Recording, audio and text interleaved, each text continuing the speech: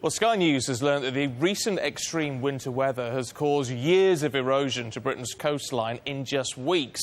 Well, today Jeremy Thompson is taking to the skies to see the impact on the landscape for himself. Now, he's going to start Redhill in Surrey this morning. That's where the Skycopter is based, so taking that helicopter on the journey heading south initially. Now, his first stop is going to be Milford-on-Sea. That's in Hampshire, where the coastline, like many parts of the UK, have been really battered by a huge storm.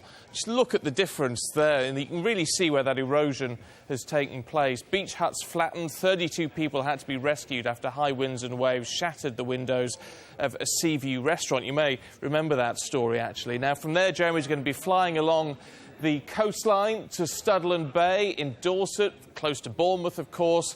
Very popular area. There has been a dramatic change in the shoreline over the past decade. It's been exposed to very strong southeasterly waves from the Channel, which are steadily eroding the cliffs there and the dunes. Now, next stop, heading inland to Gloucestershire and the village of Longford. There you go. Now, there are currently plans to build 570 homes on the plains. But you can see from this Environment Agency image that this is actually floodplains. The majority of that land underwater at the moment. The red areas, the worst affected areas, but all that huge orange swathe has been affected by the floodwaters. So what do? Try to build houses on that sort of area.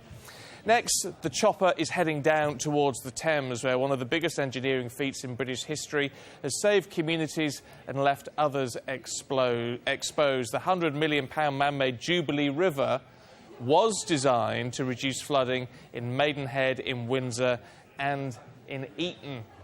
So it works for some, but not others. Lots of people in Datchet and Wraysbury are very angry at all of this because they lie at the point where the rivers rejoin, and it's swamped their towns as a result. We've seen everything that they've had to put up with over the last few months. There's been 14 severe flood warnings in place in that particular region alone. It's the highest of anywhere in the UK. So a lot to see for Jeremy along that route. And as we say, he starts in Redhill in Surrey. I mean, it's tremendous, Jeremy, isn't it, to see just what impact in a few short weeks this has had on Britain's coastline, Britain's environment. Morning, Stephen. Well, it is now official. It has been the wettest winter on record, and the UK has literally been beaten, it's been battered, it's been swamped and eroded by a whole series of storms stretching back 16 weeks in all. It's been an extreme weather assault on this island nation. We have seen the worst flooding in a generation. We've seen rivers at record highs. We've seen vast tracts of land literally submerged. Thousands of people in their homes and their business have had to be evacuated, and we're now left with a clean-up bill that's going to run into billions of pounds. And what's happened over the last few weeks has changed the face and the shape of Britain, certainly around our coastline.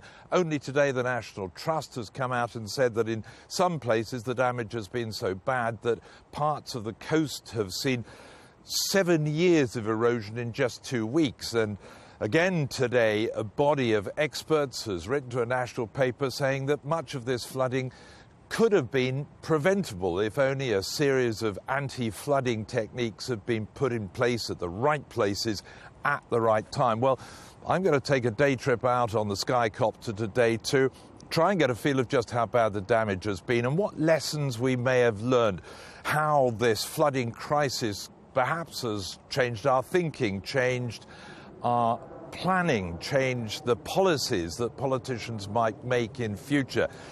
I'm going to be heading out to see the coastal protection, the floodplains, and of course the raging rivers and how they can be contained. So why not join me today as I go to meet some of the people who've been affected, some of those people with ideas of how to plan better for the future against flooding in Britain.